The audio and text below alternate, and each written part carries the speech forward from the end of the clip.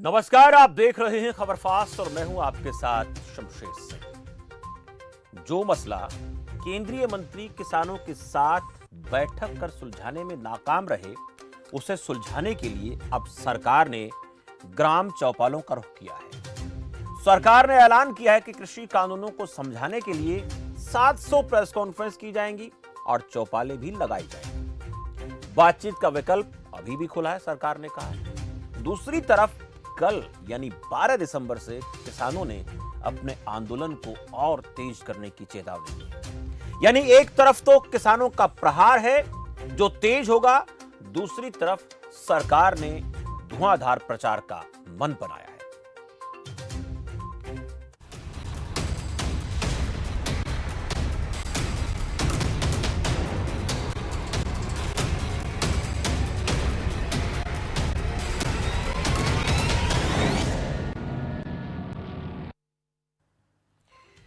कृषि कानूनों को लेकर किसान आंदोलन लगातार जारी है। किसानों और सरकार के बीच ये वार्ता सिरे नहीं चढ़ पा रही।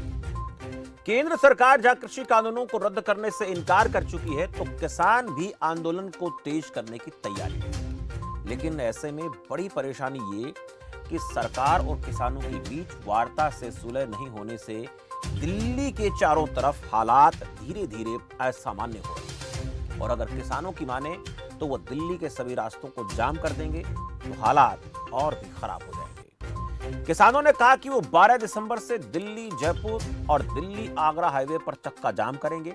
इसके बावजूद अगर सरकार ने मांग नहीं मानी तो बीजेपी के मंत्रियों और नेताओं के आवास का घेराव भी किया जाएगा। जहां मिलेंगे वहीं घेरेंगे। अब सवाल यह कि लगातार गंभीर होते मसले का आखिर समाधान क्या है, क्योंकि दोनों तरफ से ठन गई है। किसानों की चेतावनी से निपटने के लिए सरकार तैयार कितनी है, क्योंकि कल किसानों ने नेशनल हाईवेज को जाम करने की चेतावनी दी है। क्या सरकार चौपालों में बैठकर किसानों को समझाने में कामयाब होगी, क्योंकि कृषि मंत्री से लगातार, केंद्रीय मंत्रियों से लगातार कई दौर की बातचीत हो चुकी है। किसान नेताओं को कानूनों के बारे में जो समझाया गया वो उन्हें स्वीकार नहीं, कह रहे हैं कि इनको रद्द कर दो, जब तक रद्द नहीं करोगे तब तक यहीं बैठे रहेंगे। अगर कृषि कानूनों की ये खामियां ऐसे ही बनी रही और किसान उनको समझने में नाकाम रहे, तो फिर ये बातचीत जो लगातार हो रही है, इनका महत्व क्या है। कल से होने वाली जो तैयारी है किसानों की, उससे निपटने के लिए सरकार कितनी तत्पर है। लेकिन जो लगातार बातचीत हो रही है, अब भी सरकार ने बातचीत का निमंत्रण दिया कि आप लोग बात कर सकते हैं, लेकिन जितने दौर की बातचीत हो, इसमें हल क्या हुआ। किसान शुरू से इस बात पर अड़े हैं, कह रहे हैं कि इनको कानूनों को रद्द कर दो, नए सिरे से नए कानून बातचीत के साथ तैयार हों। लेकिन सरकार ये कहती है ये तो रद्द नहीं होंगे, और रद्द नहीं होंगे तो फिर किसानों को समझाएंगे। सरकार ने कहा 700 प्रेस कॉन्फ्रेंस बहुत होती है, 700 प्रेस कॉन्फ्रेंस। अब उस प्रेस कॉन्फ्रेंस में लोगों को सरकार समझाने में कितने कामयाब होगी, क्योंकि आमने सामने की बैठक में कितनी बार प्रेजेंटेशन दी जा चुकी है, किसानों को बात समझ नहीं आ रही, किसान नेताओं को बात समझ नहीं आ रही है। अब 700 प्रेस कॉन्फ्रेंस होंगी, चौपालों में जाकर समझाया जाएगा। अब उसके बाद अगर नतीजा नहीं निकला तो फिर क्या होगा, और अगर उसके बाद नतीजा निकला तो क्या ये तीनों कानून बरकरार रहेंगे, और जो सरकार ने कहा कि इनमें हम कुछ बदलाव करेंगे, वो बदलाव सरकार करेगी। अगर ऐसा होगा तो फिर क्या किसान अपना आंदोलन खत्म करेंगे, क्योंकि इस तरीके से ऐसा प्रतीत हो रहा है कि ये मामला लंबा खींचेगा। 15-16 दिन से ज्यादा हो चुके हैं। अब सबसे अहम सवाल यही है कि कल किसानों की चेतावनी का सरकार के पास हल क्या है, और कल के बाद भी अगर सरकार नहीं मानी तो फिर आगे रणनीति क्या बनाएगी सरकार। क्योंकि दिल्ली जो है वो धीरे धीरे कर बॉर्डर सारे जाम होते जा रहे हैं। कुछ एहतियातन पुलिस बंद कर रही है और कुछ किसानों की तरफ से जाम लगाया जा रहा है। अगर मैं बहादुरगढ़ टिकरी बॉर्डर की बात करूं तो टिकरी बॉर्डर पर करीब करीब एक तरफ का जो बाईपास है, वो पूरा जो बाईपास है 15 किलोमीटर के आसपास का इलाका है। 15 किलोमीटर लंबा बाईपास, उस पर ट्रैक्टर ट्रोलियां ट्रैक्टर खड़े हैं, लंबा जाम है। प्रत्यक्षदर्शी का मैं खुद देख कर आया। 15 किलोमीटर लंबी लाइन ट्रैक्टर की लगी हुई, एक पूरा रास्ता ब्लॉक है। और इसके अलावा और तमाम बॉर्डर्स होंगे जहां पर हालात इसी तरीके के और बनेंगे। तो समाधान क्या है, क्योंकि ऐसे हालात में माहौल और बिगड़ता है और हालात खराब होते हैं। तो आने वाले दिन और ज़्यादा बेहतर नहीं होंगे, बहुत घातक होंगे। बातचीत करेंगे, मसला बहुत गंभीर है और इस प्रकार के गंभीर मसलों पर अगर चर्चा नहीं होगी तो फिर समस्या का समाधान नहीं निकलेगा। मेरे साथ गुरजीत सिंह मान हैं, राजनीतिक विश्लेषक हैं। गुरजीत मान जी, बहुत बहुत स्वागत आपका खबर फास्ट पर। प्रहलाद सिंह भारूखेड़ा है, प्रदेश अध्यक्ष हरियाणा किसान मंच। प्रहलाद सिंह जी, आपका भी बहुत बहुत स्वागत है। वंदना पोपली, प्रवक्ता भारतीय जनता पार्टी से। वंदना जी, बहुत बहुत स्वागत है आपका। रमेश बामल हैं, प्रवक्ता कांग्रेस पार्टी से। बामल साहब, आपका भी बहुत बहुत स्वागत है। सबसे पहले गुरजीत मान जी, मैं आपके पास आऊंगा क्योंकि इस प्रकार के गंभीर मसले पर चर्चा ऐसी होनी चाहिए कि आंदोलन किसान कर रहे हैं, अपनी मांगों को लेकर सरकार से लगातार कह रहे हैं कि इन कानूनों को रद्द कर दो। सरकार कह रही है कि बदलाव हम करने के लिए तैयार हैं। कुछ उन्होंने अपनी तरफ से प्रस्ताव बनाकर भेजा भी था, हालांकि किसानों ने अस्वीकार कर दिया और शुरू से एक ही बात कह रहे हैं कि कानून रद्द करो। सरकार कह रही है कानून रद्द नहीं होंगे। लेकिन ऐसे में जो अब धीरे धीरे मसला तनाव की तरफ बढ़ता चला जा रहा है, मामला गंभीर होता चला जा रहा है, चर्चा से रास्ता नहीं निकल रहा है, स्थिति घातक हो सकती है। उस स्थिति से बचने के लिए क्या होना चाहिए? क्योंकि जब तक किसान यहाँ से नहीं हटेंगे, किसानों ने तो कह दिया जब तक कानून वापस नहीं लोगे हटेंगे नहीं। सरकार ने कह दिया है कि हम कानून वापस नहीं लेंगे। और कुछ किसान नेताओं का बयान भी सुन रहा था मैं, वो कह रहे हैं कि अब तो आर पार होगा, स्थिति खतरनाक हो सकती है। गुरजीत जी। शमशेर जी, जैसे आपने कहा कि स्थिति खतरनाक है, वाकई खतरनाक है। एक तो ठंड का मौसम आ गया है, इतने किसान जो हमारे ही नागरिक है वहाँ बैठे हैं, हर तरह से उनको थ्रेट है। और दिल्ली के रास्ते बंद होना भी बहुत बड़ी असुविधा है। देश की कैपिटल है, वहाँ कोई सैलानी तो नहीं आते, पर कोई कामकाजी लोग बिजनेस के लिए, कोई अपने सरकारी काम के लिए आता है जी। ये सब किसान बखूबी सी समझते हैं। लेकिन इस स्थिति के आने से पहले किसान पंजाब में इंतजार कर रहे थे कि सरकार वहीं से उनकी आवाज सुनेगी। भारत की डेमोक्रेसी में एक प्रॉब्लम शुरू से ही है, चाहे सरकार किसी की भी हो, कि जहां एक विकसित डेमोक्रेसी में तो ये होना चाहिए कि आपने एक पत्र लिखा है तो उस पर ही कार्रवाई होनी चाहिए। यहाँ तो पत्र का तो कोई वैल्यू ही नहीं है, वो कागज के टुकड़े के बराबर भी नहीं माना जाता।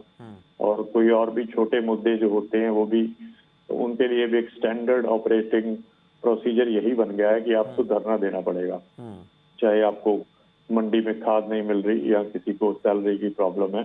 तो ये तो मुझे लगता है कि हमारी डेमोक्रेसी में ही फॉल्ट लाइन है। और यहाँ पे ये ज्यादा देखने को इसलिए मिल रहा है कि आम छोटे मुद्दों पे कहीं ना कहीं कोई समाधान निकल आता है।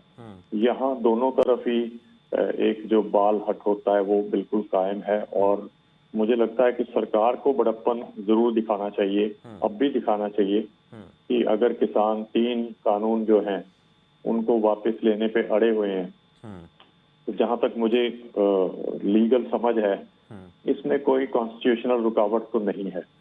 ऑर्डिनेंसेस की जरिए ये जो बिल्स आए, फिर एक्ट बने, वो केवल एक सिंगल ऑर्डिनेंस से रिपील हो सकते हैं, ऐसा कॉन्स्टिट्यूशनल एक्सपर्ट्स का मानना है। और अगर ऐसा कर दे सरकार तो किसान ये भी तो कह रहे हैं ना कि आप फिर से कानून बनाइएगा और उसमें आप सभी स्टेक होल्डर्स को लूप में लीजिए, चाहे वो किसान है, चाहे कॉर्पोरेट्स हैं, चाहे स्टेट गवर्नमेंट हैं, चाहे सेंट्रल गवर्नमेंट है, या मैं तो कहता हूँ नागरिक उपभोक्ता भी हैं। क्योंकि ये मुद्दा, हालांकि हम बारी बारी कह रहे हैं किसान आंदोलन, ये कहीं ना कहीं इसका असर आम नागरिक पर, मिडिल क्लास पर, लोअर मिडिल क्लास पर भी दूरगामी प्रभाव पड़ेगा। इन्फ्लेशन बढ़ेगी, किसान तो हो सकता है जैसे तैसे काट जाए, लेकिन जो अर्बन हमारा गरीब या मिडिल क्लास है उसको भी ये दंश, अगर ये कानून चलते रहते हैं तो ये झेलना पड़ेगा। विदेशों में भी ऐसा ही है, हमारे लॉज कोई उनसे अलग नहीं है। और अभी जो सरकार ने ऑफर्स करी उसको मीडिया ने भी काफी बताया कि सरकार ने इतनी बढ़िया ऑफर्स की हैं और किसान अब मानते क्यों नहीं है। दरअसल किसान, आपने देखा है जो सिंगू बॉर्डर पर हैं या दूसरे बॉर्डर पर जो किसान नेता हैं, वो देखने में तो लगते हैं कि देसी से हैं, पगड़ी वगड़ी बांधी हुई है, लेकिन एक तो उनका संयम देखिए और इनकी नॉलेज देखिए। आपने भी उनके प्रेस कॉन्फ्रेंसेस देखे होंगे, उनमें काफी लोग इतने काबिल हैं कि वो they are able to read between the lines कि सरकार ने लिखा क्या है और उनकी मंशा क्या है। कहीं ना कहीं वो सरकार की इंटेंशन से सेटिस्फाइड नहीं है। जैसे कृषि मंत्री साहब ने रिटर्न एश्योरेंस देने की बात की एमएसपी पर, जो कि लीगल गारंटी नहीं होती, और उसमें भी उन्होंने कुछ शब्द जाल ऐसे रखे कि उससे उनका लगता है कि विश्वास नहीं फार्मर्स का बनता। मैं इसके लिए एक एग्जांपल दूंगा कि बारी बारी सरकार इस बात पे अड़ी हुई है कि 3 कानून वापस नहीं लेने। देखा जाए तो 3 कानून एक पेपर, लीगल पेपर वर्क ही है ना, इस पे आपने कोई ढांचा तो खड़ा नहीं कर दिया। अगर किया होगा तो किसी प्राइवेट पार्टी ने किया होगा पहले से एंटिसिपेशन से कि ये कानून से हमें ये फायदा होने वाला है। उसने भी अगर जल्दबाजी में किया होगा तो उसको हो सकता है किसी न किसी प्रकार से टेंजेंशियल नुकसान हो। मैं एक छोटा सा एग्जांपल देके अपनी आप चर्चा आगे करेंगे कि आप इन 3 कानूनों को एक पेंटिंग के रूप में देखें कि एक पेंटिंग कोई भी एक पेंटर बनाता है, चाहे वो छात्र हो सकता है या एक प्रबुद्ध पेंटर हो सकता है। अगर वो पेंटिंग खराब बनने लग जाती है किसी वजह से, तो उसे वो करेक्ट करने की कोशिश करता है, उसके लिए और पेंट वर्क करता है और मेहनत करता है, बहुत उसको इमेजिन करना पड़ता है कि ये पेंट वेंट तो गलत हो गया, कि हाउ टू करेक्ट इट। उसके पास दूसरा एक सरल रास्ता होता है कि इतना पेंट भी खराब ना करे और इतना अपनी एनर्जी भी खराब ना करे, नई कैनवस लेकर के जो उसका विजन था कि मुझे ये चित्र बनाना है, वो उस पे एक नई शुरुआत करके नए रूप से बना ले। अक्सर ये सेकंड विकल्प बढ़िया रहता है। The same goes with the 3 ordinances कि अगर इनमें फॉल्ट है, जब अब सरकार मान भी रही है गलतियां, पहले तो मान ही नहीं रही थी, अब मान रही है, तो ये फॉल्ट्स तो वो हैं जो किसानों ने ढूंढे हैं, ना कि लीगल एक्सपर्ट्स ने। कुछ और भी छुपे फॉल्ट्स हो सकते हैं। तो बेहतर ये होगा कि सरकार इनको समय गवाए बिना जल्दी से वापस कर ले, इसमें अपनी एक स्टैंड ना बनाए कि ये हमारी हार हो गई या किसी की जीत हो गई। सरकारें बड़ी होती है, उनकी हार नहीं हुआ करती, बड़े बनते हैं ऐसे काम से। गुरजीत जी, आपको जितना सुना उसमें निष्कर्ष अगर मैं कहूं तो ये हो सकता है कि ये बहुत दूरगामी परिणाम लाने वाले कानून हैं और इन कानूनों का असर जो है वो देश की 80% से ज़्यादा लोगों पर, जनता पर पड़ेगा, इसमें कोई दो राय नहीं है। आपने कहा कि इन कानूनों को वापस लेना चाहिए। आपने एक पेंटिंग का उदाहरण दिया कि अगर कोई पेंटिंग करता है उसमें कोई खामी हो जाती है, दोबारा करता तो और ख़राब हो जाती है। और इतने दूरगामी असर डालने वाले कानून कोई सरकार लेकर आती है तो उसके लिए एक पूरी तैयारी हमें करनी होती है, और उस तैयारी के लिए जो सुझाव किसान नेता देते हैं उन सुझावों को स्वीकार कर उन कानूनों में शामिल किया जाता है। उसके बाद फिर वो पूरा ड्राफ्ट बनकर तैयार होता, कानून बनते हैं।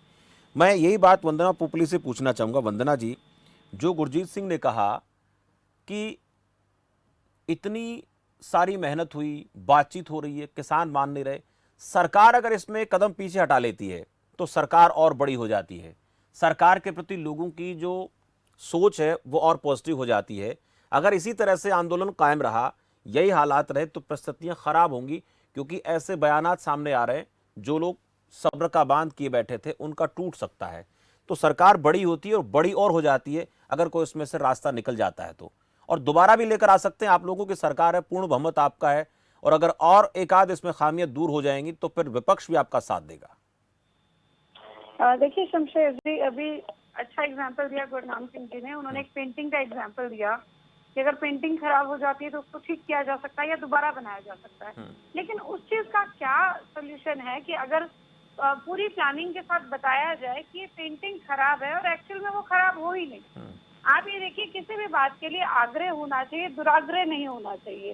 आप जब हम शुरुआत से बात करते रहे कि जो ये एक्ट है, ये जो हम 3 कानून लेकर आए हैं, हम किसानों की भलाई के लिए लेकर आए हैं, तो लगातार ये प्रश्न उठता रहा, तरह तरह के प्रश्न आते रहे। कभी बोले वंदना जी, पूरी बात आपकी सुनूंगा, छोटा सा कमेंट में बीच में रोकूंगा। अभी जिन किसानों से सरकार बात कर रही है उनकी संख्या किसान नेताओं की 32, 33, 34, 35, 36, 40, 42, 50 इतनी ही होगी जिनसे अभी बात हो रही है। और ये वो सुझाव बता रहे हैं जिनको सरकार ने कुछ सुझावों को मान भी लिया है कि ये गलतियां तो हैं। अगर इस पर पूरे देश में बहस कराई जाए, पूरे देश में इस पर बात की जाए और पूरे देश के किसान नेताओं को, बुद्धिजीवियों को शामिल करके एक मसौदा तैयार किया जाए, सब लोग उसमें हों, कॉर्पोरेट सेक्टर के लोग भी हों, आम आदमी से राय भी ली जाए, किसान नेता भी हों, किसान भी हो, सबसे मिलकर एक ऐसा बेहतर अगर कोई कानून सरकार लेकर आए। तो अभी तो देखिए आपने कहा कि बदलाव जो है हमने किए हैं, लेकिन ये सिर्फ उन 40-45 किसान नेताओं की बात है जो कुछ लोगों का प्रतिनिधित्व करते हैं। पूरा देश अगर इसमें शामिल हो जाए तो बहुत कुछ बेहतर हो सकता है। शमशेर जी, बहुत गलत प्रचार किया जा रहा है कि सरकार ने जो है गलतियां मान ली है। नहीं, मैंने नहीं पीडीएफ कहा सिस्टम गलतियां है। मान ली हैं, मैंने ये नहीं कहा नहीं, कि अभी सरकार आपने ने उसमें बोला। से कुछ चीजें हटा दी हैं, कुछ नहीं चीजें नहीं सरकार ने नहीं, हटा दी जो किसानों ने कहीं उसको सरकार ने माना। देखिए एमएसपी को लेकर आप लोगों ने कहा, जो ड्राफ्ट मैं जो एक्सप्लेन जो कर दूं, प्रस्ताव आया उसकी बात कर रहा हूँ। हाँ मैं एक्सप्लेन कर देती हूँ। जी। पीडीएफ सिस्टम है, आप सभी जानते हैं। पीडीएफ सिस्टम के अंतर्गत जो सरकार है, जो गरीब और वंचित वर्ग हैं, उनको कुछ जो गेहूं है और चावल है, जो और जो चीजें हैं, चीनी है, ये सब उनको सब्सिडाइज रेट पर देती है और उसके लिए वो किसानों से उसको खरीदते हैं। और एमएसपी जो है वो पहले से डिक्लेयर किया जाता है फसल को बोने से पहले के लिए, ठीक है। तो वो 25% टोटल जो है वो उसको एमएसपी पे फसलों को खरीदा जाता है, टोटल जितनी भी प्रोडक्शन होती है पूरे इंडिया में। अब ये जो एमएसपी है पहले भी कहीं नहीं लिखा गया था और अचानक से एमएसपी पे भी कुछ हमने कोई लॉ नहीं बनाया था। हमें तो सिर्फ इतना ही बोला था कि किसान अपनी फसल जो है मंडी के अंदर भी बेच सकता है, मंडी के बाद बेच सकता है। अब उन्होंने बोला ये ऐसे धीरे धीरे एमएसपी खत्म हो जाएगा, मतलब एक आशंका जताई। उसको जब आशंका एक सामने आई, तो अगर आपको लगता है तो हम ऐसे करते हैं, हम ये लिख कर दे देते हैं कि एमएसपी खत्म नहीं होगा, ये चेंज नहीं है। हम एक आश्वासन दे रहे हैं जो उनको हमारे ओरली कहने से समझ नहीं आ रहा, तो आपको लिखित में दे देते हैं। अगर आपको लगता है एपीएमसी मंडियां खत्म हो जाएंगी तो वो भी हम लिख कर दे देते हैं। जहाँ तक आप लीगल पॉइंट की बात करेंगे कि पहले एसडीएम के कोर्ट में उसको ले जाने की बात होती थी और बाद में उसको कहा कि हम इसको कोर्ट तक भी ले आएंगे, तो एसडीएम के कोर्ट में ले जाने का भी हमारा एक रीजन था कि हम कोर्ट को 30 दिन के लिए बाउंड नहीं कर सकते, 30 दिन के अंदर अंदर आपको डिसीजन देना है। तो अगर आपको वो लगता है उसके आगे भी हम उसको भी एश्योर कर देते हैं। जमीन की अगर एश्योरेंस की बात करें कि जो किसान की जमीन है वो नहीं ली जाएगी, प्राइवेट प्लेयर किसानों की जमीन पर जो है अधिकार नहीं कर पाएंगे, ये ऑलरेडी क्लियर मेंशन किया गया है इस इन एक्ट में कि जो प्राइवेट प्लेयर्स हैं वो किसानों की जमीन को लेकर कोई समझौता नहीं कर सकेंगे। जो समझौता होगा सिर्फ उस फसल पर होगा। तो मैं यहाँ पर सिर्फ ये बोलना चाह रही हूँ कि एक आग्रह होता है, दुराग्रह नहीं होना चाहिए। बार बार एक वंदना जी, आपने इन सुझावों पर भरोसा दिया ना, आपने इन सुझावों पर भरोसा दिया ना। मैं इसलिए पूछ रहा था आपसे।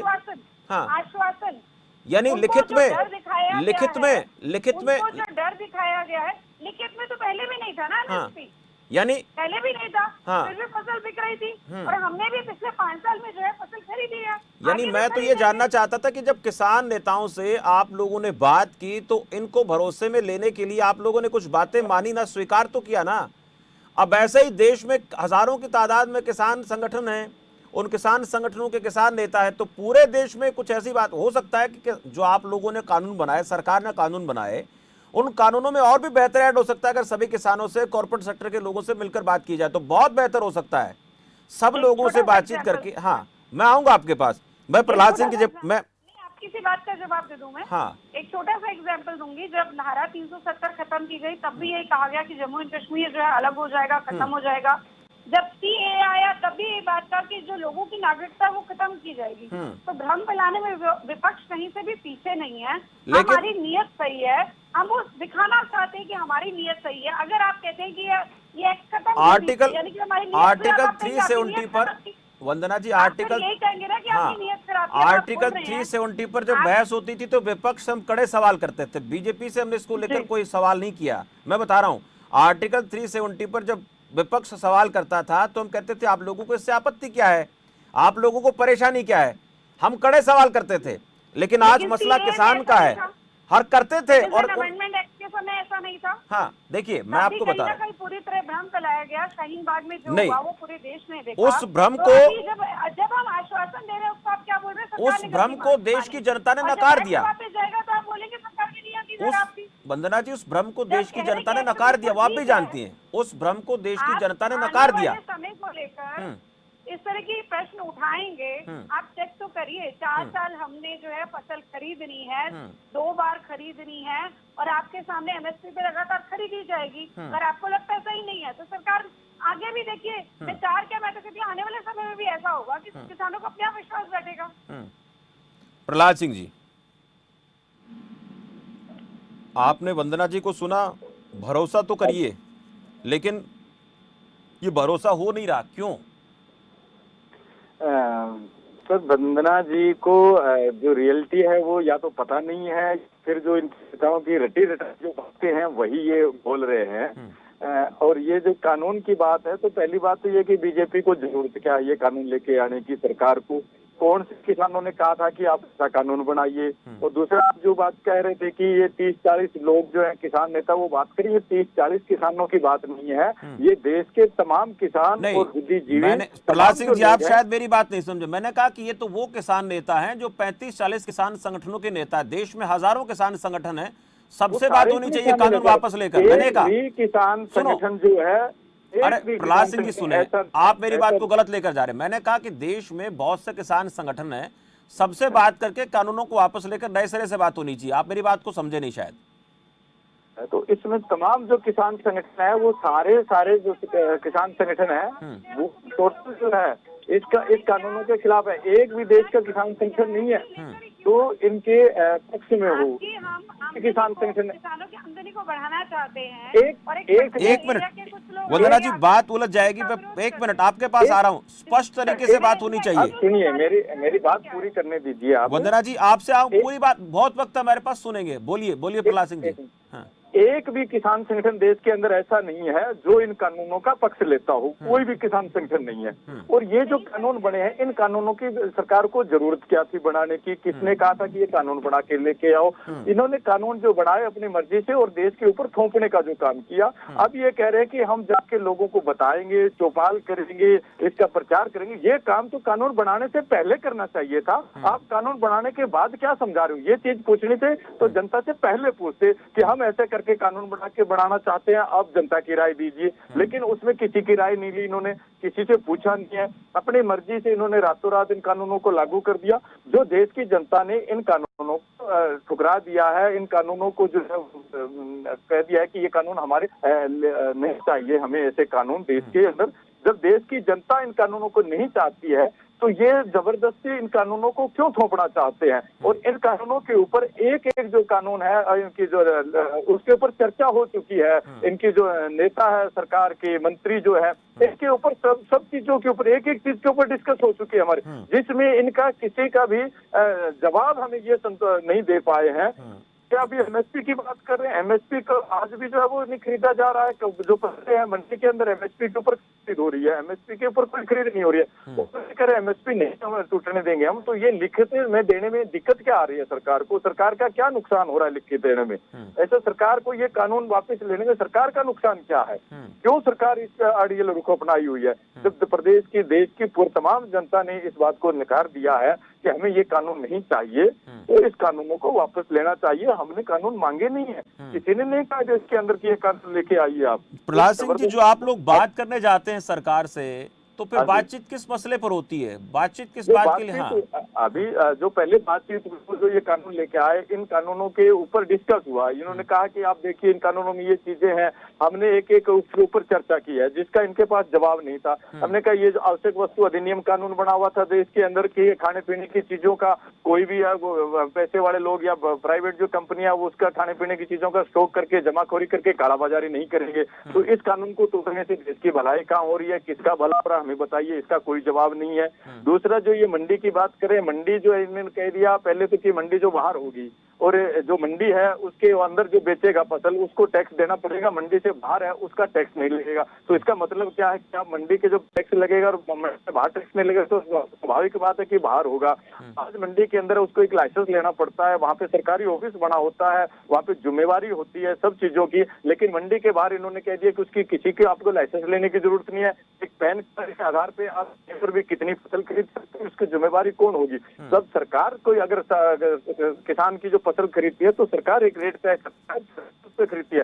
लेकिन जब सरकार खरीद नहीं करती होती है तो प्राइवेट जो एजेंसी आती है वो एमएसपी से कम रेट के ऊपर फसल खरीदते हैं और एमएसपी के ऊपर आज तक किसानों की फसल नहीं बिकी है। वंदना जी को पता नहीं। प्रहलाद सिंह जी, मैं आऊंगा आपके पास। प्रहलाद सिंह जी, ठीक है, जो आप कहना चाहते हैं वो समझ में आ गया, लेकिन मैं आपके पास आऊंगा तो एक बात पूछूंगा। आप इसका मतलब ये चाहते हैं कि जो स्थिति है वैसी बनी रहे, ये आप चाहते हैं, वैसी जैसी है वैसी रहे, कानून वापस ले जाए। फिर आपसे पूछूंगा कि क्या इस हालात ने किसान को बेहतर माहौल में लाकर खड़ा कर दिया है क्या, और क्या होना चाहिए आपसे पूछूंगा मैं। उससे रमेश बामल जी मेरे साथ काफी समय जुड़े हुए। रमेश बामल जी, जब भी कभी इस तरह के हालात पैदा होते हैं किसी भी आंदोलन को लेकर, विपक्ष को कोई भी राजनीतिक पार्टी जिसकी सरकार होती है कटघरे में लाकर खड़ा कर दिया जाता है।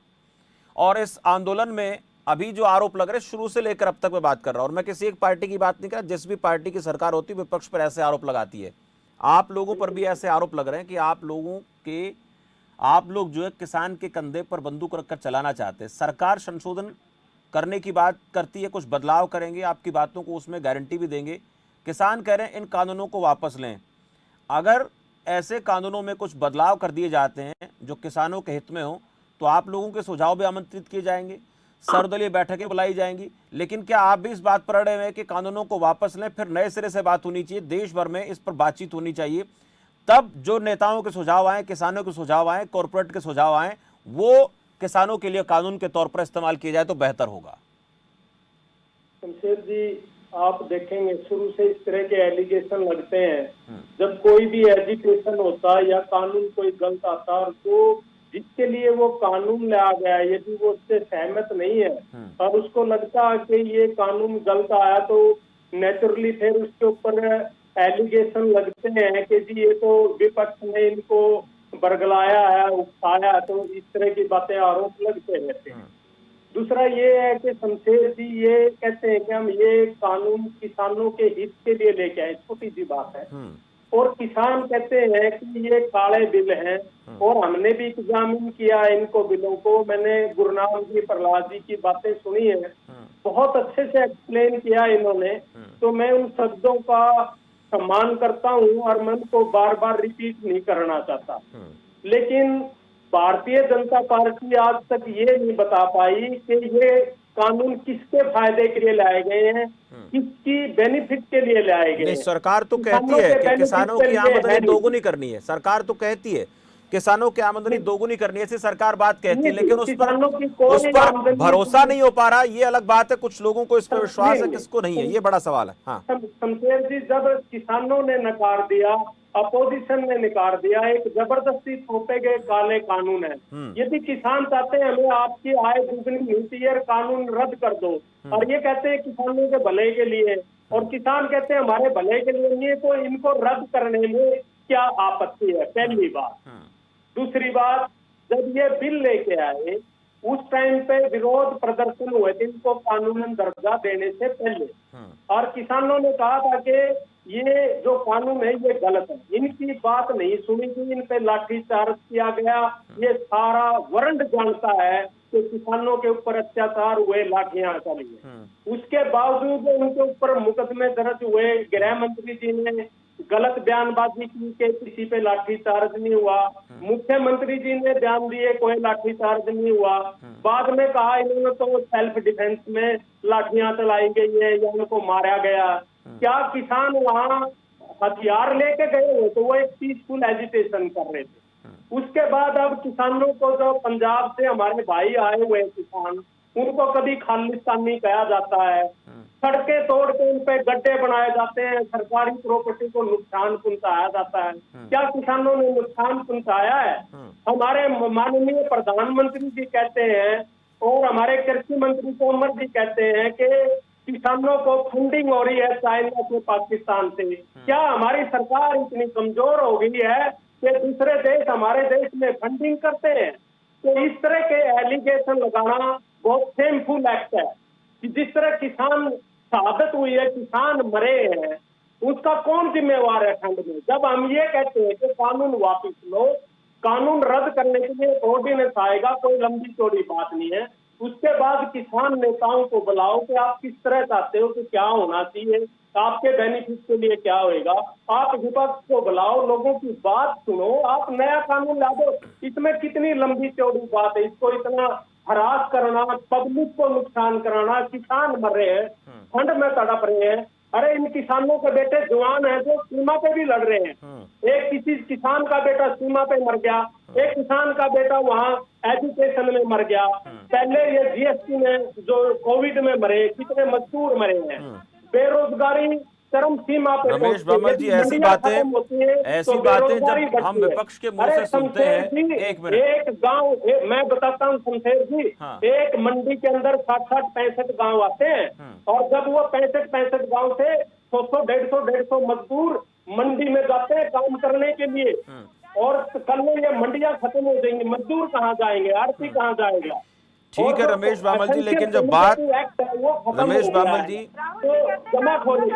रमेश बामल जी, एक मिनट वंदना जी, मेरा एक सवाल, रमेश बामल जी, मेरा एक सवाल आपसे, जब भी किसी पार्टी की सरकार होती है वो कोई इस प्रकार के कानून बनाती है, मैं बीजेपी की बात भी करूंगा, कांग्रेस पार्टी की बात भी करूंगा, ठीक है, आंदोलन होते हैं कि ये शांतिपूर्ण तरीके से जाते हैं, लेकिन वो खत्म शांतिपूर्ण तरीके से नहीं होते। 1988 का आंदोलन कांग्रेस पार्टी को शायद भूलेगी कभी, मुझे नहीं लगता भूल पाएगी कांग्रेस पार्टी, जो आंदोलन हुआ था किसानों का। ऐसे आंदोलन जो किसानों की तरफ से होते हैं, किसी भी मसले को लेकर आंदोलन होता है, तो हिंदुस्तान ऐसा देश है, बहुत कम देखा गया कि शांतिपूर्ण तरीके से निपट जाए, बात सिरे चढ़ जाए। तो ऐसे माहौल में आरोप प्रत्यारोप लगाना, चाहे कांग्रेस की सरकार या बीजेपी की सरकार रही हो, आरोप लगाने के लिए बहुत आसान आप लोग लगा देते हैं, लेकिन इस तरह के जो मामलों में हम देखते हैं कि हिंसा भड़कती है, उसके बाद माहौल ख़राब होता है और उसके बाद कुछ लोगों की गिरफ्तारियां होती हैं, ये चीज़ें आंदोलन के दौरान देखी जाती है। लेकिन अभी आपको बेहतर बात बता दूं कि किसान प्रेस कॉन्फ्रेंस कर रहे हैं, प्रेस कॉन्फ्रेंस में किसानों ने सीधे तौर पर बोला कि आंदोलन शांतिपूर्ण तरीके से जारी रहेगा।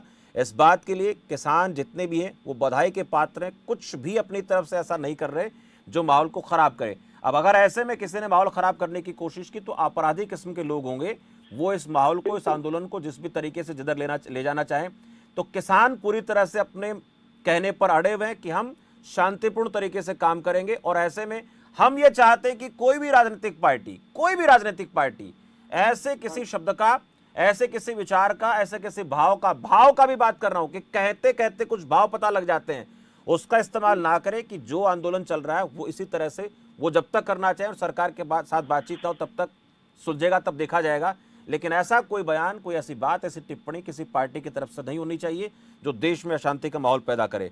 मैं अप्रिशिएट करता हूँ शमशेर जी, आपकी बात को अप्रिशिएट करता हूँ।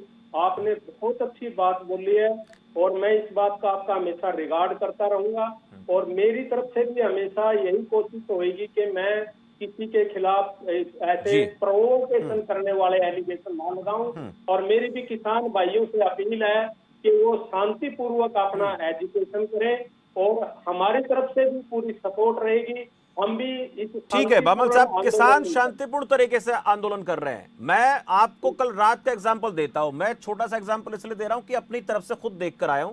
रात को 10:30 बजे के आसपास का वक्त रहा होगा, बहादुरगढ़ बाईपास पूरा लगभग क्रॉस मैंने किया। हालांकि टिकरी बॉर्डर पर जाना आसान नहीं था, जिस रास्ते से होकर मैं निकला उस रास्ते के बारे में मुझे जानकारी है, लेकिन मैंने जो चुप्पी, जो शांति, किसी प्रकार का ऐसा कुछ भी नहीं देखा उस दौरान कि कोई कुछ बोल रहा हो। हाँ, लगभग 12 से 15 किलोमीटर का एरिया, ट्रैक्टर खड़े हैं, पूरा रोड एक तरफ से पूरा रोड जाम है, रोंग साइड से गाड़ियों का आवागमन है, लेकिन वहां शांति देखी मैंने। और ऐसी शांति अगर किसी आंदोलन में रहती है तो हो सकता है कि इसका हल निकल जाए, ये हम उम्मीद करते हैं। प्रहलाद सिंह जी, आपसे छोटा सा कमेंट लेना चाहूंगा। यथास्थिति, एक आखिरी सवाल, फिर मैं आपके पास आऊंगा। गुरजीत जी, मुझे प्रहलाद सिंह जी का धन्यवाद करना, फिर हमारे साथ दुर्गा प्रसाद भी जोड़ेंगे। मैं आपसे प्रहलाद जी एक सवाल पूछूंगा, एक मिनट आऊंगा आपके पास आऊंगा मैं। रमेश जी, बहुत वक्त है मेरे पास। यथास्थिति बनी रहे तो ठीक है, या फिर जो, क्योंकि आप लोग तो ये कह रहे हैं कि इस आंदोलन, जो कृषि कानून है, इनको वापस लो, रद्द करो, क्या इसके बाद यथास्थिति जो इस वक्त है वो बनी रहे या कुछ और बेहतर होना चाहिए? क्योंकि मैं ये भी आपसे जानना चाहूंगा कि इस हालात ने क्या किसान को देश की आजादी के बाद बदला है? जो स्थितियां धीरे धीरे कुछ अपने हिसाब से डेवलप होती चली गई, तो आपको लगता है कि किसान, अगर कोई कानून नहीं आएगा तो किसान के हालात बदल जाएंगे? देखिए, ये जो कानून लेके आए हैं, इन कानूनों से तो किसान की हालत और ज्यादा खराब, नहीं, इनको रद्द कर देते हैं, मान लेते हैं, एक तरफ ये रद्द कर दिए, सुन लेते, एक मिनट। सरकार बदले ना बदले, सरकार का काम, मैं ये चाहता हूं, मैं पूछना चाह रहा था आपसे, मान लेते कल को सरकार इनको वापस ले, कुछ और भी करे, तो क्या जो इस वक्त स्थिति है वही बनी रहे या कुछ आना चाहिए किसानों के हित में, जो आप सोचते हैं? किसान आना चाहिए तो वो ये आना चाहिए कि किसानों की जो फसल है उसके लाभकारी भाव है वो दिए जाए। किसानों की जो फसल है उसके ऊपर जो लागत लगती है वो पूरी लागत निकाल के उसकी जमीन का ठेका, जिस तरीके से बड़ी जो ये फैक्ट्रियां हैं, कंपनियां हैं, उनका जो बनता है उसका जो भाव तय होता है, उसी तरीके से किसान की फसल का भाव तय करके उसके ऊपर जो मुनाफा है वो मुनाफा तय किया जाए। उसके ऊपर चर्चा नहीं है, लेकिन उल्टा और जो है उनके ऊपर वो थोपने के काम किया जा रहा है। और आज आपको बता दूं कि पूरे देश के अंदर भी किसानों के लिए, तमाम वर्ग के लिए इतने ये टैक्सों का जो है थोपने जा रहे हैं, इतने भारी भरकम टैक्स है कि आप जो आम जनता है, काम करने वाला है, किसान है, छोटा मोटा नौकरी करने वाला है, वो टैक्स भरते भरते उसकी कमर टूट जाएगी। ये हालत होने वाली है देश के अंदर, क्योंकि ये दोबारा से फिर इस देश के अंदर कंपनी राज स्थापित करने जा रहे हैं। और उस कंपनी राज से तो देखो कितनी, आपने देखा कितनी कुर्बानियों के बाद, अगर वो कंपनी राज अच्छा होता तो हमें जरूरत क्या थी। ये दोबारा को लेकर 1990 के अंदर ये डंकल प्रस्ताव आया, आपने सुना होगा, याद होगा कि डंकल प्रस्ताव आया। उस टाइम के अंदर बुद्धिजीवियों ने ये कहा था कि ये डंकल प्रस्ताव जो आ रहा है, उसमें नारे भी लगे थे कि डंकल अंकल मुर्दाबाद। 90-91 के अंदर ये शुरू हुआ था निजीकरण, उदारीकरण, वैश्वीकरण का दौर। उस टाइम कहा था कि ये आने वाले समय में खेती को पीट देगा, ये हमारे जो है बेरोजगारी बढ़ जाएगी, हमारे रोजगार जो है खत्म होंगे, बड़ा इस तरीके। और ये सिस्टम चला आ रहा है 1991 के बाद।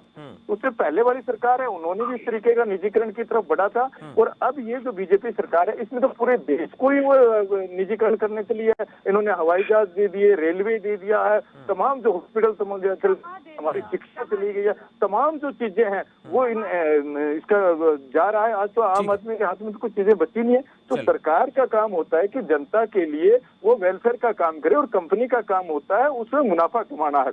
तो ये सारी चीज कंपनी के हाथ में होगी तो देश की तमाम जो जनता है वो मुसीबत में आ जाएगी। इसलिए हम बार बार ये कह रहे हैं कि ये सारी चीजें सरकार के अंडर होनी चाहिए। और सरकार जो है देश की जनता के लिए, किसान है, मजदूर है, नौजवान है, छात्र है, कर्मचारी है, सबके हितों का ध्यान रखते हुए एक ऐसा माहौल बनाए, एक ऐसे कानून लेके आए जिसके अंदर देश के अंदर कोई भी व्यक्ति जो है वो परेशान ना हो, आर्थिक तंगी से उसको आत्महत्या ना करनी पड़े, उसको इस तरीके के माहौल जो किया जाए। लेकिन ये तो उल्टा काम कर रहे हैं कि भाई ये हो नहीं रहा, अब कोई बीमार हो मैं वंदना जी आ रहा हूं, आपके पास आऊंगा। ठीक है प्रहलाद सिंह जी, बहुत बहुत शुक्रिया, आप खबर फास्ट पर आए, अपनी बात आपने रखी। और जो आप लोगों की डिमांड है, जो मांग है, हमारा काम है किसानों की आवाज़ सरकार तक पहुंचे, और सरकार जो कहना चाहते हो किसानों तक, आम जनता तक पहुंचे। और इस दौरान जो जानकार लोग हैं वो भी अपनी बात रख रहे हैं, बता रहे हैं कि क्या खामियां हैं, क्या बेहतर हो सकता है। मेरे साथ लगातार मेहमान जुड़े हैं, गुरजीत सिंह मान भी हैं, एक और मेहमान जुड़ेंगे, उनका परिचय भी मैं आपसे कराऊंगा। लेकिन अब मैं गुरजीत सिंह जी आपके पास आऊँगा, वंदना जी आपके पास भी आना है, ज़रूर आऊँगा, आपकी पूरी बात सुनेंगे। हम सबको बराबर वक्त देते हैं और बराबर उनकी बात सुनी जाती है। जिसको जो आपत्ति होती है अपनी बात रखे, जिसको जो अच्छा लगता है वो बोले। गुरजीत जी, किसान तो कह रहे हैं कि इन कानूनों को पूरी तरह से रद्द कर दिया जाए। अगर जो इस वक्त के हालात है, मैंने इसलिए पूछा प्रहलाद सिंह जी से कि क्या और क्या होना चाहिए, वो तो कह रहे हैं रद्द कर दो। अगर ऐसे ही हालात में किसानों को छोड़ दिया जाए जो आज हैं, तो 70 साल देश को आज़ाद हुए हो गए। अगर 70 साल में हालात नहीं बदल सकते हैं तो फिर इस हालात में छोड़ने के बाद आपको लगता है कि हालात बदल जाएंगे? गुरजीत जी, चले, गुरजीत जी से संपर्क नहीं हो पा रहा, गुरजीत जी के पास लौटेंगे। वंदना जी, हम आपने, हाँ, मैं ये जानना चाह रहा, कि किस, अच्छा बोलिए। मैं ये बात कर रहा था कि किसान कहते हैं कि ऐसे हालात तो ठीक नहीं है, और उन्होंने केवल आपको नहीं कहा, उन्होंने ये भी कहा कि 90-91 के दौर में, उदारीकरण, वैश्वीकरण के दौर में हालात बदले तो किसान तो पिट रहा है। हमारे देश में उद्योगों का विस्तार बेहतर तरीके से लगातार, हालांकि उसमें खामियां बहुत सारी हैं, टेक्निकली देखें तो कुछ से ऐसे नियमावली का पालन कितने उद्योग करते हैं हम सब जानते हैं। ये हालात धीरे धीरे करके ऐसे हो गए कि किसान जो हमारी जीडीपी का एक मुख्य हिस्सा होता था वो कहीं ना कहीं हाशिए पर चला गया। और इस वैश्वीकरण के दौर में, उदारीकरण के दौर में धीरे धीरे किसान पीछे खिसक गया, कॉर्पोरेट सेक्टर आगे निकल गया। और ऐसा ही अंदेशा आपकी पार्टी से किसानों को हो रहा, हालांकि उन्होंने कांग्रेस को भी इस बात के लिए जिम्मेदार ठहराया।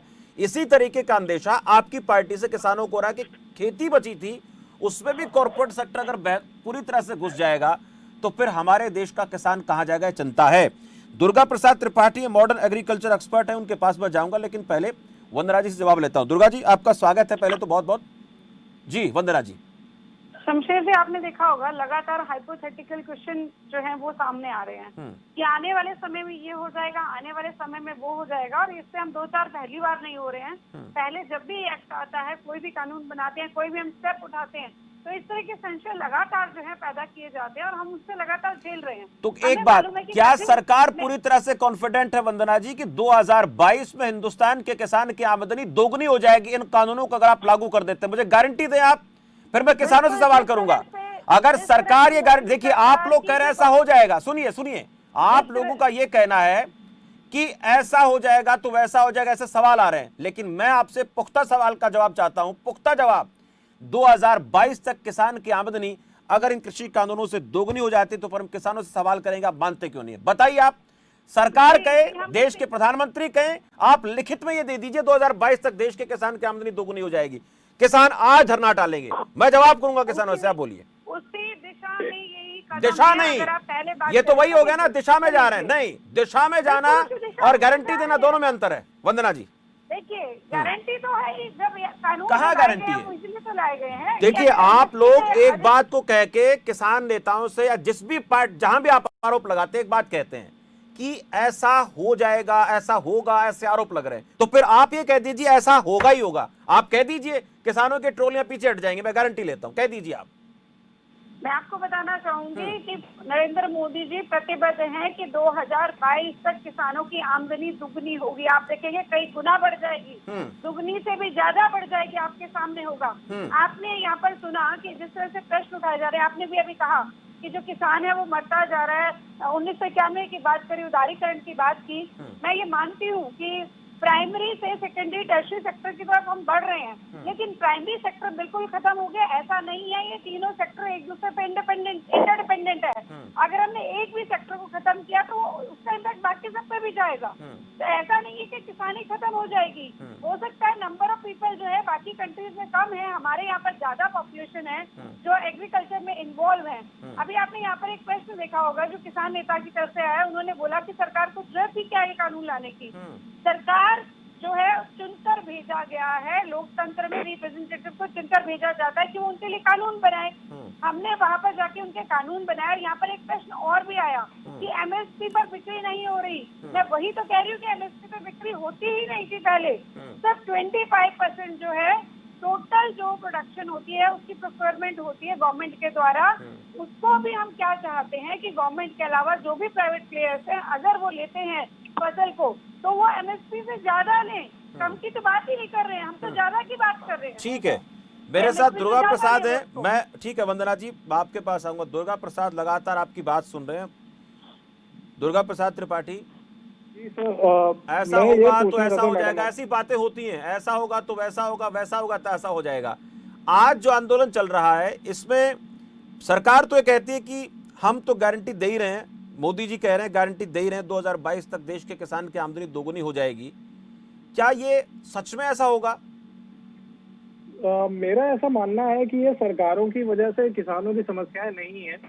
आप एफसीआई के गोदामे में जाओ और वहाँ पे अपना, आप किसान हो नहीं हो से मतलब नहीं है, आप एमएसपी पे बेचने की कोशिश करो। उनके पास या तो बोरे नहीं है या फिर उनके पास स्टॉक रखने का जगह नहीं है या फिर आज नहीं आए हैं, ब्लॉक पे जाओ आप। तो ये किसी सरकार से मतलब नहीं है। एक अंकल जी बोल रहे थे अभी कि ये कंपनियां कमाएंगी, सरकार का काम कमाना नहीं है। हमें इकोनॉमी को समझना जरूरी है। इकोनॉमी का मतलब है सरकारों को भी कमाना है। आप वैश्विक स्तर को देखिए, जो सरकारें खुद कमा रही हैं वहाँ टैक्सेस नहीं हैं, और जहाँ टैक्सेस हैं वहाँ सरकारें कमजोर हैं। हमारी सरकारों को भी कमाना जरूरी है। सरकार टैक्स क्यों लेती है? सरकार टैक्स इसीलिए लेती है जिससे हम उसकी सरकार को जो टैक्स दे रहे हैं उससे उसका बेनिफिट हम ले पाए। लेकिन अगर सरकारें ही नहीं कमा रही हैं तो हम क्या उसकी सुविधाएं लेंगे। आते हैं मैम की बात पे। मैम, आपने कहा कि ये उसी स्तर पे कदम बढ़ाया जा रहा है। मैं ये कहना चाहता हूँ कि यदि आपके कानून पुख्ता है भी तो आप बेईमान कर्मचारियों का क्या करेंगे?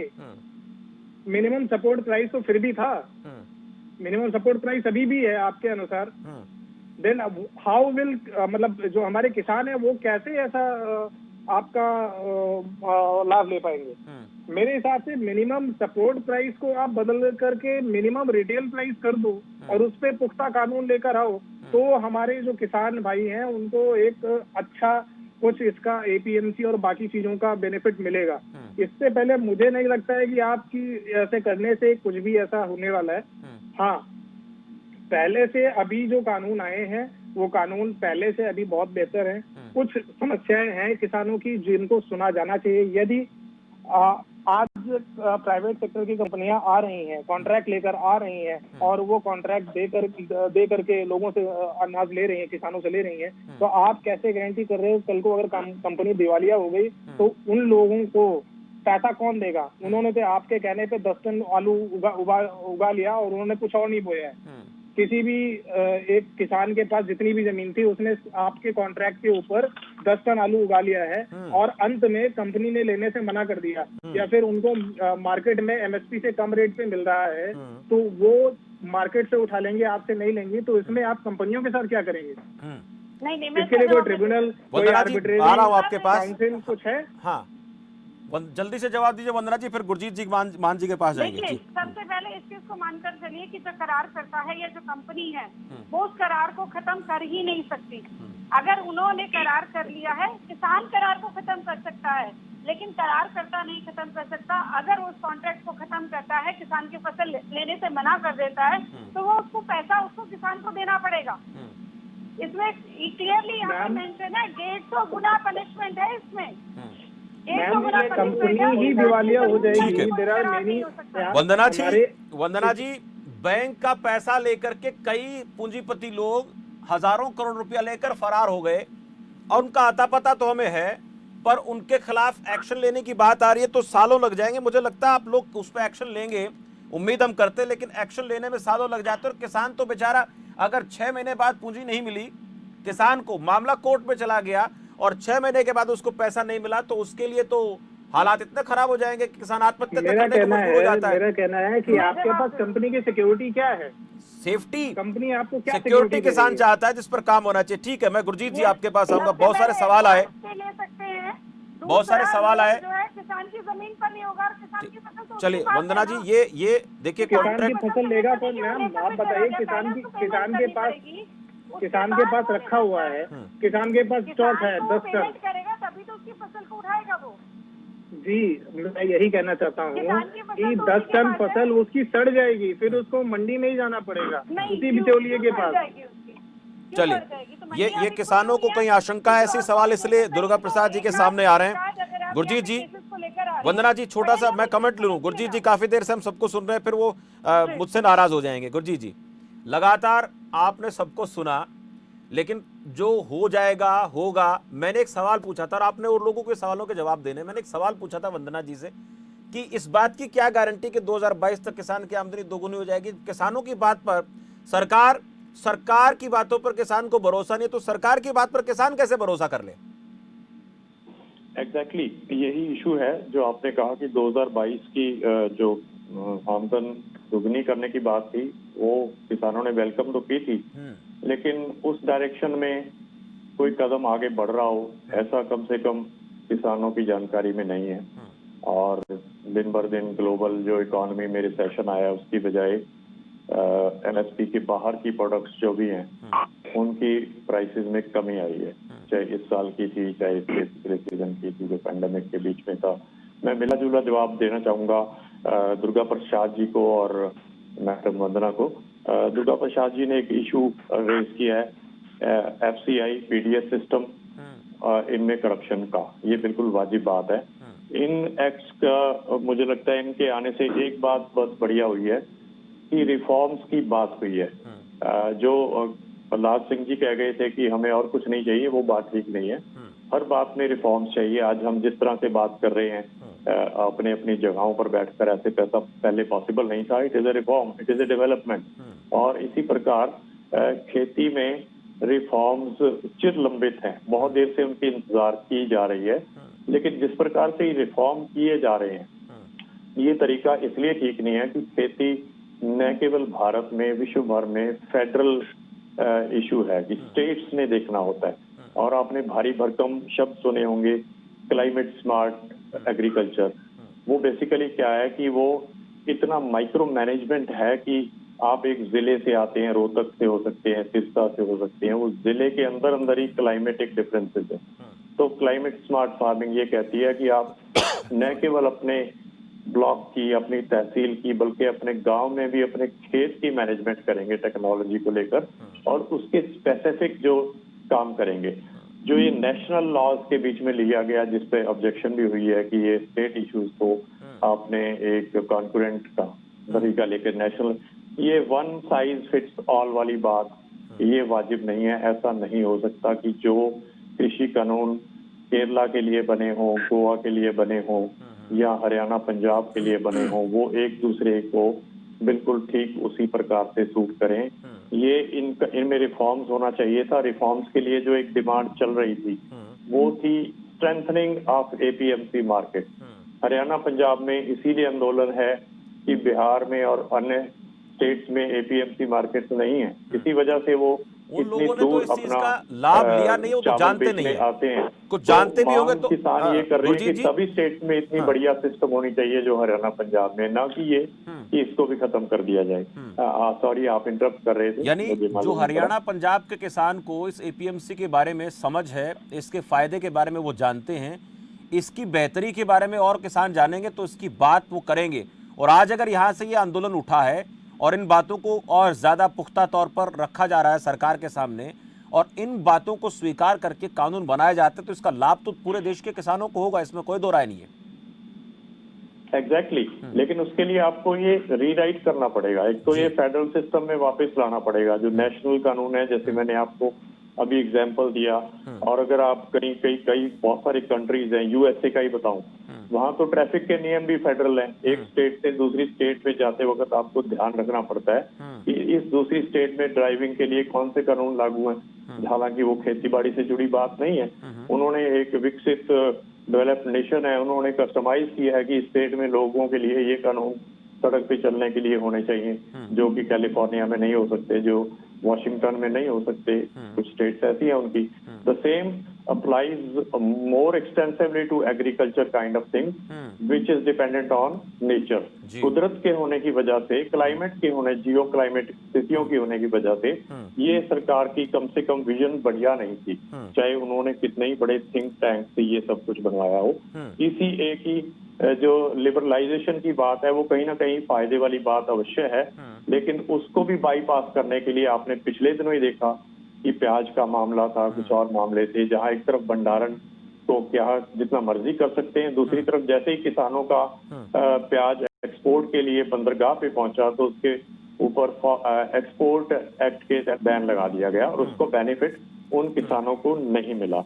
और जैसे कि दुर्गा प्रसाद जी ने एमआरपी की बात की कि मैक्सिमम या minimum retail price, farmer basically trader नहीं है, अभी तक वो डेफिनेशन में कहीं भी ट्रेडर नहीं बना हुआ। बेसिकली वो अपनी प्रोडक्ट की मार्केटिंग करता है। मार्केटिंग मीन्स कि वो बेच करके आ जाता है, और इसलिए ही मिनिमम सपोर्ट प्राइस का विजन बनाया है। वो उस किसान को एक अपनी प्लानिंग के लिए एक विजन भी देता है कि मिनिमम सपोर्ट प्राइस इतनी है तो मुझे किस प्रकार से खेती प्लान करनी है। आफ्टर ऑल उसमें इनपुट कॉस्ट भी है, उसमें रिस्क मिटिगेशन भी है कि कितना बड़ा खतरा हो सकता है अगर मौसम अनुकूल ना रहे। और ये एमएसपी कम से कम उसको एक ठहराव लेकर आती है कि लगभग कम से कम इस रेट के आसपास उसकी प्रोड्यूस बिकने वाली है, उसी के हिसाब से वो मेहनत करेगा। अगर उसको ये नहीं मालूम होगा तो वो हो सकता है कि कुछ खेत खाली भी छोड़ दे। दुर्गा प्रसाद, छोटा छोटा कमेंट लूंगा मैं, एक कमेंट। गुरुजी एक मिनट, मैं छोटा एक आ रहा हूँ आपके पास दुर्गा प्रसाद जी, छोटा टाइम, हाँ जल्दी से बोलिए। हाँ। मैं बस ये कहना चाहता हूँ सरकारों को अगर एमएसपी या कोई भी एक प्राइस जारी करना है या फिर कुछ भी उनको एक स्टैटिस्टिक्स चाहिए, तो मेरे हिसाब से सरकारों के पास जो रियल स्टैट्स हैं वो तो होते ही नहीं है। क्लाइमेट को लेकर के जो डेटा सरकारों के पास आता है वही देख करके बड़े किसान अपनी फसलों को एक प्लान करके चलते हैं, ठीक है, जो बड़े किसान हैं। अब जो उन्होंने फसल बोई है वो कहाँ क्या बोया हुआ है ये तो सरकारों को पता ही नहीं है। तो उन्होंने जो एमएसपी की दिया है वो एमएसपी हमेशा एक्यूरेट होता ही नहीं है। 80% ऑफ द टाइम आप एमएसपी को गलत देखेंगे। एमएसपी कुछ और चल रहा है और बाजार के रेट कुछ और चल रहे होते हैं। हमारे हिसाब से एक डीएलटी का इस्तेमाल करना चाहिए, डिस्ट्रीब्यूटेड लेजर टेक्नोलॉजी का इस्तेमाल करना चाहिए, ब्लॉकचेन का इस्तेमाल करना चाहिए और इनपुट्स लेने चाहिए सरकारों को और किसानों से। एक छोटे से ऐप से एक छोटा ऐप बना दे, उस ऐप से उनका एक डेटा उनके पास है, एग्जैक्ट डेटा, जिसके ऊपर वो डिमांड और सप्लाई को एनालाइज करके एक एमआरपी जारी करे, मिनिमम रिटेल प्राइस, और उसके बाद आगे के किसानों को सपोर्ट किया जाए। ये बिल्कुल दुर्गा प्रसाद जी, समय मेरे पास कम है, मैं छोटा कमेंट रमेश बामल जी से लूंगा। रमेश बामल जी, मान साहब ने कई बातें कही हैं, 30 सेकंड में आपका कमेंट चाहूंगा, फिर वंदना पोपली जी के पास भी 30 सेकंड रहेंगे, जल्दी से। हाँ जी, शमशेर जी, गुरनाम सिंह जी ने बहुत अच्छे से एक्सप्लेन किया। मैं भी उसी बात पे आता हूँ कि जो प्राइस है ये कानून रद्द करके कानून को नए तरीके से बनाना चाहिए और नए कानून में जो किसान नेता हैं उनको और बुद्धिजीवी हैं उनको शामिल करके नए तरीके से बिल बनाने चाहिए और जो किसानों की जो लागत आती है लागत के हिसाब से इसमें एमएसपी का प्रावधान होना चाहिए, मंडी व्यवस्था होनी चाहिए। यदि आप अपनी फसल को मंडी में बेचते हैं, यदि कोई आदमी उसको खरीदना चाहता तो वो मंडी में बिड दे के खरीद सकता है। दूसरा ये कहते हैं कि जी ये जो कॉन्ट्रैक्ट है ये किसान को अधिकार दिया गया है कैंसिल करने का। मैं शमशेर जी आपको ये बता दूं कि कोई भी कॉन्ट्रैक्ट है ना जो यूनिलेटरली कैंसिल नहीं हो सकता और किसानों के जो पैसे की गारंटी कोई नहीं है। यदि कोई लेके भाग गया तो किसान कहाँ मुकदमे डालेगा, किससे रिकवर करेगा, वकीलों के पास जाएगा। ठीक है, समय बहुत कम रहेगा किसान के पास। वंदना जी, ठीक है, जल्दी से। सर आपके जमाने में जो किसानों ने एमएसपी था ये आपके जमाने से पुनः आ रही है। चलिए मैं एक छोटा सा कमेंट वंदना जी से लूंगा, रोकूंगा आप सब। कभी किसान ने बेचा ही नहीं, कम से कम सरकार कोशिश तो कर रही है, आप सरकार को कोशिश तो करने दो। वंदना जी, ठीक है। सरकार जो उस टाइम से जो चला, उन्होंने यूएसए के बारे में कहा कि यूनाइटेड स्टेट ऑफ अमेरिका में हर एक अलग अलग एरिया में अलग अलग तरह के ट्रैफिक कानून है। उसका एक बहुत बड़ा रीजन ये है कि वो कमिंग टुगेदर फेडरेशन है। 50 छोटे स्टेट मिलकर आकर एक बड़ी कंट्री बनी है। हमारी कंट्री में सिचुएशन अलग है, लेकिन मैं ये मानती हूँ कि एग्रीकल्चर के मामले में ये बिल्कुल अलग अलग जगह पर अलग अलग स्थितियां होती हैं। लेकिन केंद्र का जो कानून है वो एक गाइडलाइन है, इससे आप ऐड ऑन कर सकते हैं। अगर कुछ और ऐड करना चाहे तो ऐड कर सकते हैं, उससे कोई मनाही नहीं होती। और एक और चीज, अभी यहाँ पर एक बात हुई थी कि एक ऐप होनी चाहिए जिसमें आप अपनी फसल के बारे में रजिस्टर कर सकें। आपको बताना चाहूंगी हरियाणा में मेरी फसल मेरा ब्यौरा करके एक ऐप है जिसमें आप रजिस्टर कर सकते हैं अपने फसल को, उसी के हिसाब से फसल को खरीदा जाता है। मैम वो सेंट्रलाइज्ड डेटाबेस है, आपको ये समझना होगा, वो सेंट्रलाइज्ड डेटाबेस है। एक डीएलटी होना चाहिए। मैंने डीएलटी की बात की ना कि सेंट्रलाइज्ड डेटाबेस की बात की। सेंट्रलाइज्ड डेटाबेस जो है वो कहीं ना कहीं मैनिपुलेटिव होता है, आपके पास कंसेंसस बदलता रहता है। आज हमने ये एक्सपेक्ट किया, आप हर वीक में तो नहीं जा रहे हो ना अपडेट लेने किसान से। आज किसान ये किया, कल को बारिश हो गई, 20 बैग है, आज किसान ने 10 बीघे में खेती की, लेकिन वो एक हफ्ते की बारिश के बाद जो ज्यादा हो गई उसके बाद उनका एक्सपेक्टेशन कम हो गया। तो आपके पास जो सेंट्रलाइज्ड डेटाबेस, ठीक है वंदना जी जवाब लेंगे, ठीक है। हाँ, ये सुझाव अच्छा है, इस पर भी काम किया जा सकता है। चलिए रोकूंगा आप सभी को, वक्त मेरे पास और नहीं है। गुरजीत जी धन्यवाद आपका, प्रहलाद सिंह जी आपका भी, माफ कीजिए प्रहलाद सिंह जी हमारे साथ अभी जुड़े हुए थोड़ी देर पहले, वंदना जी आपका भी, रमेश जी आपका भी, दुर्गा प्रसाद जी आपका भी बहुत बहुत शुक्रिया। किसानों की तरफ से लगातार एक ही मांग है कि इन तीनों कानूनों को रद्द किया जाए। सरकार कहती है इसमें कुछ बदलाव कर रहे हैं। अब दिलचस्प बात यह है कि सरकार ने अब कृषि कानूनों को लेकर गांव की पंचायतों में जाकर चौपाल लगाकर किसानों को समझाने की ठानी है और किसानों ने ठाना है कि हम कल से अपने आंदोलन को तेज कर देंगे। लेकिन प्रेस कॉन्फ्रेंस में किसानों ने कहा है कि हम शांतिपूर्ण तरीके से अपनी बात रख रहे हैं, शांतिपूर्ण तरीके से आंदोलन जारी है, शांतिपूर्ण तरीके से ही बंद भी होगा तो उसमें सारी चीज़ों का ध्यान रखा जाएगा। कोई आपत्ति नहीं है, हम किसी प्रकार की परेशानी किसी को नहीं होने देंगे, लेकिन अपनी मांगों को मनवाने के लिए हम जो भी आंदोलन कर रहे हैं उसमें शांतिपूर्ण तरीके से काम करते रहेंगे। कृषि विशेषज्ञों से राय हम ले रहे थे कि इन कानूनों को रद्द करने के बाद नए सिरे से बनाया जाए। देखिए हमने एक सवाल पूछा कि पूरे देश के किसानों की परिस्थितियाँ अलग अलग हैं, पूरे देश के किसानों के लिए मौसम अलग अलग है। पूरे देश के किसान नेताओं से जहां से संभव उसके सरकार को, राज्य सरकारों को फीडबैक लेकर और इनमें बेहतर कुछ ऐड किया जा सकता है, कृषि कानूनों को और ज़्यादा बेहतर बनाया जा सकता है। लेकिन उसमें जो केंद्र बिंदु होना चाहिए वो देश का किसान होना चाहिए, उसका भला निहित होना चाहिए। अगर उसका हित उसमें निर्धारित नहीं है, उसमें कॉर्पोरेट सेक्टर का हित ज़्यादा नजर आएगा या किसी और का हित ज़्यादा नजर आएगा, तो किसान की हालत को बदलने के लिए जो कानून बनते हैं या जो अब दावा किया जा रहा है कानून हालत बदल देंगे, तो लगता नहीं कि इन सब के होने से हिंदुस्तान के किसान की आमदनी आने वाले 1-2 साल में दोगुनी हो जाएगी। दावा ज़रूर है, लेकिन इस दावे की सच्चाई को परखने के लिए हमें इंतज़ार करना पड़ेगा। और अगर ऐसा नहीं होता है तो फिर ये कहा जाएगा कि किसान जो पिछले 70 सालों से जिसको ठगा जा रहा है वो एक बार फिर से ठगा गया है। फिलहाल इस खास चर्चा में इतना ही। मुझे दीजिए इजाज़त और आप देखते रहिए खबर फास्ट। नमस्कार।